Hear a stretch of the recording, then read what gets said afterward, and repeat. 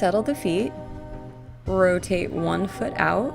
You're going to start to push and extend the heel as far forward as you can over the toes, stretching out the fascia of the foot, looking to wake up and bring lubrication and attention to the area.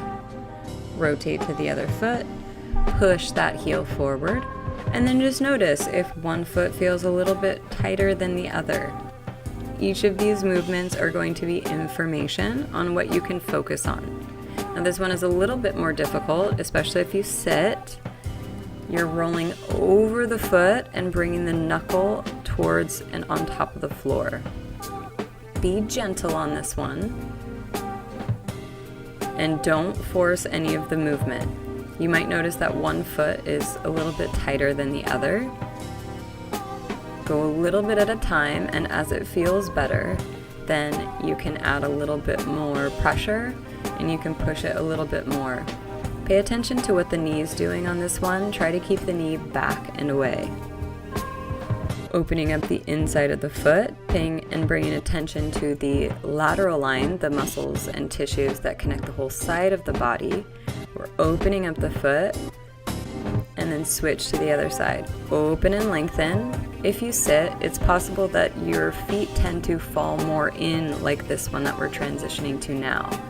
Bringing that foot in might actually be one of the easier exercises. And then hold in the middle. So if this is an area where you feel like your arches do collapse or you have inserts that keep your arches from collapsing, the trick is going to be strengthening into the glutes and retraining throughout that whole chain.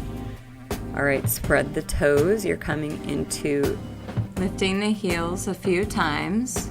Spread the toes as much as you can. Lengthen and then put them down. Feel like you're gripping and grabbing into the floor so that the arch of the foot lifts.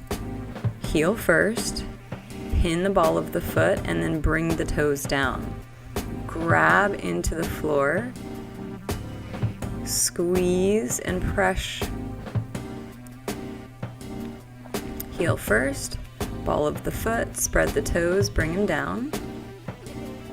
You're squeezing and grabbing. Now you're going to see if in this short foot position you can then balance. Heel first, set the feet. This is activating the foot, and then you're going to bring your body into a balance once you can control on each side. Spread the toes, find the grip. Pull the toe towards the heel, then balance. Keep the arch lifted as you find that control. Now the rotation is going to come up into the hip, but the foot is the one that's grabbing. It is the connection to the floor. So short foot activation, short foot activation is incredibly important. Now you can use a step, a yoga block, some kind of ledge or wall, and you're bringing the foot flex up as high as you can while keeping the leg straight. You're going to hold here. So the goal is to keep the flex in the foot if you can, and if you can, keep the leg straight instead of bent. Bring the heel as close to the block or step as you can, flex, and come down. Now you can look up towards your belly button, but the goal is to stay active and flexed into that bottom leg. If you can, keep it straight, but it's okay to bend it. Coming down onto one foot, you want the knee to come over the toe. So you can see where the heel will want to lift. So our focus is to keep the heel as close to the ground as possible as we use our body weight to bring pressure into that back line of the body. Now once you feel like it's warmed up, you can start to use elastic recoil to lengthen into that calf complex. Now switch to the other side. Keep the heel down. Center your chest over your knees. If you were trying to get the sternum right in the middle of your chest where your heart is, to lay on the thigh. Then you can use the elastic pulse, so that's about 0.8 to 1.2 seconds to get that springiness back into the tissue.